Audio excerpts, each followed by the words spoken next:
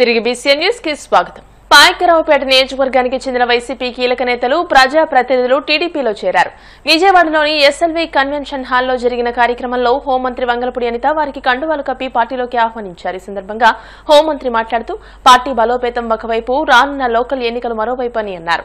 గత ఎన్నికల్లో 44,000 మెజార్టీతో గెలిచామని, రానున్న స్థానిక సంస్థల ఎన్నికల్లో ఎన్డీఏ అభ్యర్థుల విజయమే లక్ష్యంగా పనిచేయాలని పిలుపునిచ్చారు. తెలుగుదేశం పార్టీలో గౌరవం, ప్రాధాన్యత ఉంటుందని, నియోజకవర్గ అభివృద్ధి ముఖ్య లక్ష్యమని ఆమె స్పష్టం చేశారు.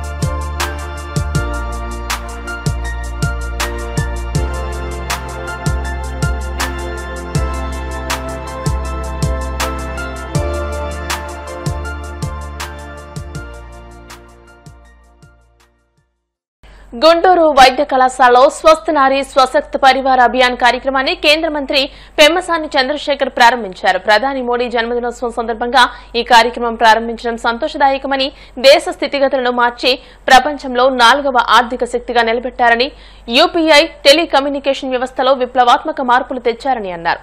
దేశ చరిత్రను మార్చగల నాయకులు కొందరే ఉంటారని, అందులో ప్రధాని మోదీ ఒకరని కొనియాడారు. చాలా కార్యక్రమాలు ఉన్నాయి. అంటే అన్నిటికంటే ముఖ్యంగా అందరూ కూడా గుర్తుపెట్టుకోవాల్సిన విషయం, ఈరోజు ప్రధానమంత్రి మోదీ గారి జన్మదినం. ఎందుకంటే చాలా మంది నాయకులు వస్తారు, ఎమ్మెల్యేలు అవుతారు, ఎంపీలు అవుతారు, ముఖ్యమంత్రులు అవుతారు, ప్రధానమంత్రులు అవుతారు. అయితే దేశ గతిని మార్చే నాయకులు ఈ ప్రపంచంలో అతి తక్కువ మంది ఉంటారు. అలాంటి వ్యక్తుల్లో మొట్టమొదటి వ్యక్తి తన జీవితాన్ని మొత్తం పూర్తిగా దేశ ప్రజల కోసం త్యాగం చేసినటువంటి వ్యక్తి శ్రీ ప్రధానమంత్రి నరేంద్ర మోదీ గారు. వారికి మనస్ఫూర్తిగా మీరందరూ కర్తాళ ధ్వనులతో చప్పట్లు కొట్టాలి. ఎందుకంటే నేను ఏది పడితే అది, ఎవరిని పడితే అది పొగట్టం అని కాదు. నేను అమెరికాలో ఉన్నాను. అమెరికాలో ఉన్నప్పుడు 25 సంవత్సరాలు ఉన్నాను, 2001 నుంచి 2024 వరకు. మొదటి 10-15 సంవత్సరాలు అక్కడ ఎవరికి దీపావళి అంటే తెలిసేది కాదు. అలాంటిది ఈ రోజున అమెరికా మొత్తం దీపావళి సెలవిచ్చి సెలబ్రేట్ చేసుకునే విధంగా చేసినటువంటి వ్యక్తి నరేంద్ర మోదీ గారు. ఆ 24 సంవత్సరాల ప్రయాణంలో ఒక ఇండియన్ అంటే ఆ గౌరవాన్ని తీసుకొచ్చినటువంటి వ్యక్తి కూడా ప్రధానమంత్రి మోదీ గారు. మరి అవి కాకుండా ఇక్కడ చూసుకుంటే ఇందులో చాలా మంది చదువుకునే విద్యార్థులు ఉన్నారు. మీరు ఈ వయసులో మీకు రాజకీయాలు మీద అవగాహన ఉండకపోవచ్చు. సమాజంలో కొన్ని మార్పులు ఎందుకు వస్తాయి, ఎలా వస్తాయి అనేది తెలియకపోవచ్చు. అయినా కూడా తెలుసుకోవాలి. ఎందుకంటే అతి తక్కువ మంది నాయకులు వారి జీవితాన్ని పూర్తిగా త్యాగం చేసి కష్టపడతారు. ఈరోజు భారత్ 4వ ఆర్థిక శక్తిగా ఉంది అంటే ఎక్కడో 10వ నంబర్ పైన ఉండేదాన్ని 4వ దానికి తీసుకొచ్చారు కేవలం 11 సంవత్సరాల్లో. ఇంతకుముందు ప్రతి స్టేట్ లో రకరకాల ట్యాక్సులు, ఎవరే ట్యాక్స్ వసూలు చేస్తారో తెలియంది ఒక జిఎస్టీ అని ఇండియా మొత్తానికి ఒకే ట్యాక్స్ తీసుకొచ్చారు. వాటి రేట్లు కూడా రేపు తగ్గించబోతా ఉన్నారు. యూపీఐ ప్రతి ఒక్కరు ప్రపంచంలో ఎక్కడా లేని విధంగా ఇండియాలో ఉన్న ప్రతి ఒక్కళ్ళు కూడా యూపీఐ ద్వారా ఈ రోజున ఎక్కడ కావాలంటే ఎక్కడ మనీ ట్రాన్స్ఫర్ చేసుకునే విధానం. టెలికాంలో ఒక విప్లవం. ఒకప్పుడు 5-6 కోట్ల సెల్ ఫోన్లు మనం ఇంపోర్ట్ చేసుకునే వాళ్ళం. ఈరోజు 30 కోట్ల సెల్ ఫోన్లు ఇండియాలో తయారు చేసి ఎక్స్పోర్ట్ చేసే విధంగా చేశామన్నమాట. ఇది కూడా ప్రధానమంత్రి మోదీ గారు. ఎక్కడ చూసినా హైవేలు అద్భుతంగా ఉన్నాయి, ఎయిర్పోర్ట్లు కొత్తవి వస్తా ఉన్నాయి. మీరు బెంగళూరు ఎయిర్పోర్ట్ వెళ్ళి చూడండి. నేను ప్రపంచం అంతా తిరిగా. ఈ రోజు బెంగళూరులో ఉన్నటువంటి ఎయిర్పోర్ట్ ప్రపంచంలో ఎక్కడా కూడా లేదు, అంత అద్భుతంగా ఉంది ఈ రోజున. అదే విధంగా ఇవన్నీ వచ్చాయి కాబట్టి చాలా మంది పిల్లలకు వాటి విలువ తెలియదు. ఇవన్నీ కూడా ఒక కృత నిశ్చయంతో చేసినటువంటి వ్యక్తి ప్రధానమంత్రి మోదీ గారు. ఈ రోజు డిఫెన్స్ పశ్చిమ గోదావరి జిల్లా వీరవాసరం మండలం కొనితివాడలోని వేణుగోపాల స్వామి దేవస్థాన నూతన పాలకవర్గ సభ్యులు ప్రమాణ స్వీకారం చేశారు.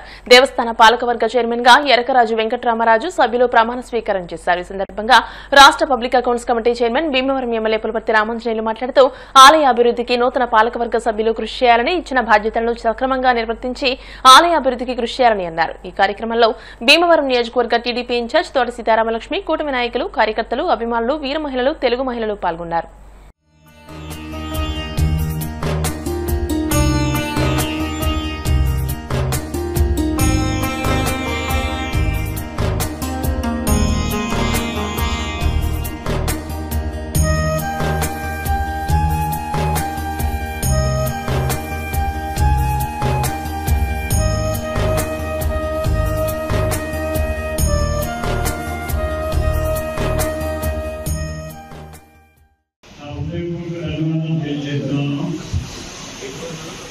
నేను చూసిన దేవాలయాల్లో ఇంత పరిశుభ్రంగా ఉండే దేవాలయం ఎక్కడా లేదు. నేను 2009 నుంచి ఈ దేవాలయానికి వచ్చినప్పుడు ఎప్పుడు చూసినా పరిశుభ్రంగా ఉంటుంది. దేవుని అలంకరణ పూజారి స్వాముల వారు బ్రహ్మాండంగా అలంకరించి వాళ్ళు దిగినట్టుగా స్వామివారి దర్శనం కనిపిస్తారు.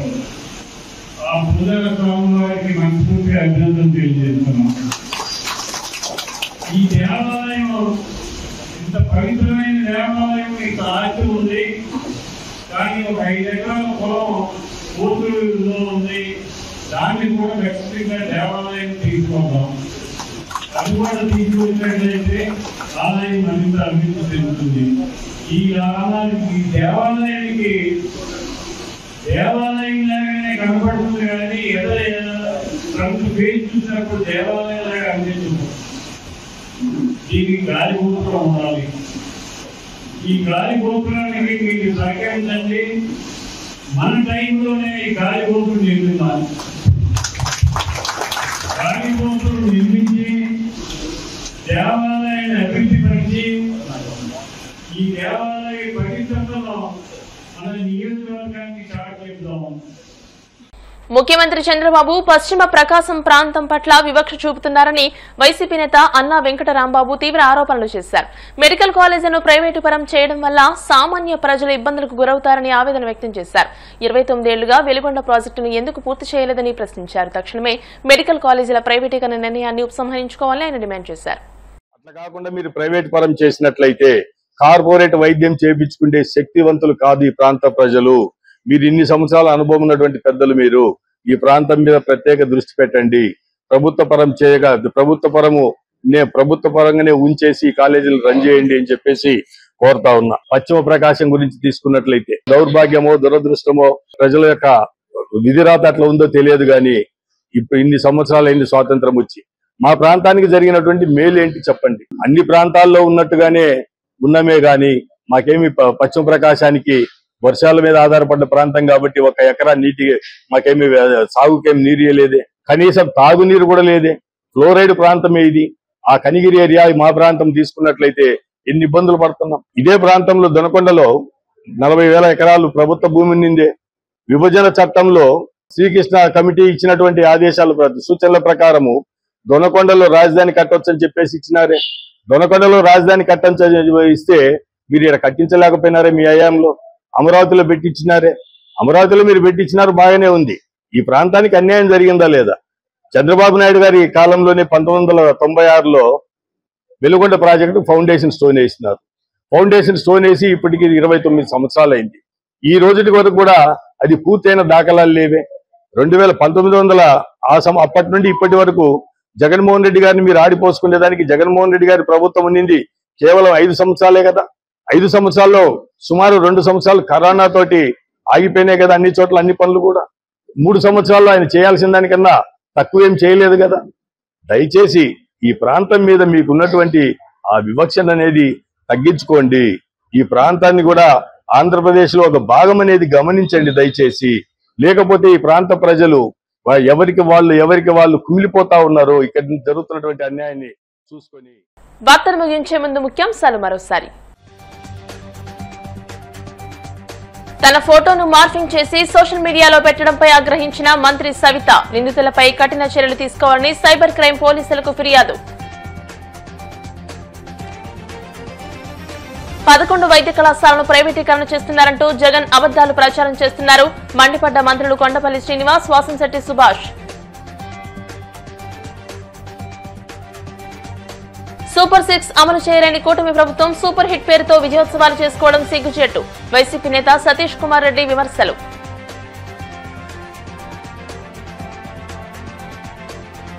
వాడపల్లి వెంకన్నాలయంలో వివిధ వరులపై ఎమ్మెల్యే బండారు సత్యానందరావు సమీక్ష. రుడా ఉపాధి నిధులతో ఏటుగట్టు రహదారి అభివృద్ధికి చర్యలు. ఈ వార్తలు ఇంతటితో సమాప్తం. మరిన్ని వార్తల కోసం BCN digital YouTube channel, Facebook page ని ఫాలో అవ్వండి. అప్డేటెడ్ వార్తల కోసం ప్లీజ్ సబ్స్క్రైబ్.